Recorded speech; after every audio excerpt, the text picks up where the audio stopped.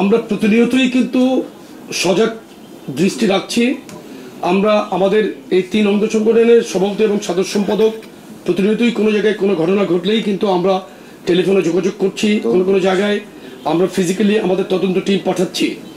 আপনি দেখবেন ইতিমধ্যেই কিন্তু আমরা ব্যাপকভাবে পানিশমেন্টের আওতায় এনেছি আমাদের যে সমস্ত অসাংগঠনিক কর্ম যারা জড়িত ছিল। দেখেন, এই সমাজের মধ্যে ভালো মানুষ আছে না? আপনার একুশে টেলিভিশনের মধ্যে ভালো মন্দ আছে না?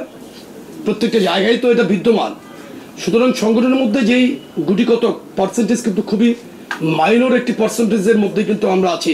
আর আপনি দেখেন, পতিত ফ্যাসিস্ট আওয়ামী লীগের দোসররা কিন্তু আজকে জামাত ইসলামের আশ্রয়ে গিয়েছে কিংবা এনসিপিতে গিয়েছে বা অন্যভাবে কিন্তু কোনোভাবে বিভিন্ন জায়গায় প্ল্যাটফর্মে তারা ঢোকার চেষ্টা করছে।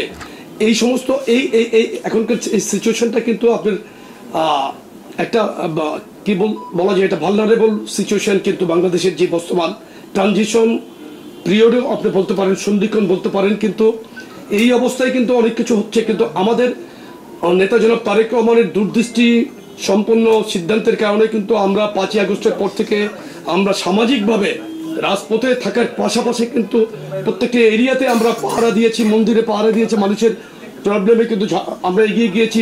আমরা পুলিশ স্টেশনের মধ্যে আমি নিজেও আমাদের প্রত্যেকেই এখানে যারা সিনিয়র নেতৃবৃন্দ শীর্ষস্থানীয় নেতারা কিন্তু আমরা গিয়েছি থানা পুলিশ স্টেশনগুলোতে, তাদেরকে আমরা সহযোগিতা করেছি। তারা এখনো পর্যন্ত বাংলাদেশের পুলিশ আমি মনে করি স্টেবল মেন্টালিটি তারা ফিরতে পারে নাই। সো দ্যাট এখানে কিছু ঘটনা কিন্তু ঘটছে, আমরা কিন্তু অস্বীকার করছি না। আওয়ামী লীগ যেমন ডিনায়াল পদ্ধতিতে ছিল, আমরা কিন্তু ডিনাই করছি না, আমরা স্বীকার করছি, দায়িত্ব নিচ্ছি, বহিষ্কার করছি, কারো বিরুদ্ধে মামলা করছি, অ্যারেস্ট করাচ্ছি। আমরা যে কাগজটি আপনাদেরকে দিয়েছি, লিখিত বক্তব্যটি, আপনারা একটু দেখেন যে তারুণ্যকে প্রাধান্য দিয়ে আমরা সামনে পথ চলতে চাই। এবং আমাদের প্রথম যে কর্মসূচিটি, সেমিনারটি, সেই সেমিনারটিতে কিন্তু সকল পেশার, সকল শিক্ষা প্রতিষ্ঠানের, সকল মতের মানুষকে আমরা ঐক্যবদ্ধ করব।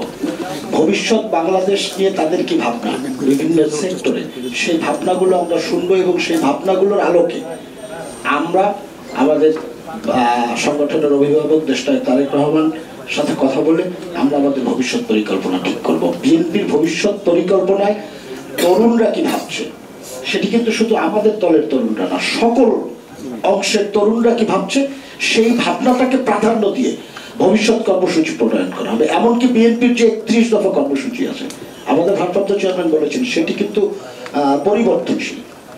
যদি তরুণরা নতুন কোনো আইডিয়া আমাদের মাধ্যমে ওনাকে দেয়, সেই জিনিসটিও কিন্তু আমরা নিশ্চয়ই বিবেচনায় রাখবো।